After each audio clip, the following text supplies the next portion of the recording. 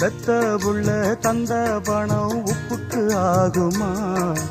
தாய்ப்பாலுக்கு கணக்கு போட்டா தாலி மிஞ்சுமா? வாய கட்டி வளர்த்த புள்ள மல்லு கட்டி நிக்குதடி, வாங்கி தந்த காசுக்கெல்லாம் வட்டி கட்ட சொல்லுதடி. கோடு ஒண்ணு கிழிக்க வச்சு கும்மி அடிக்குது அம்மாடி. சம்சாரம் அது மின்சாரம், சம்சாரம் அது மின்சாரம்.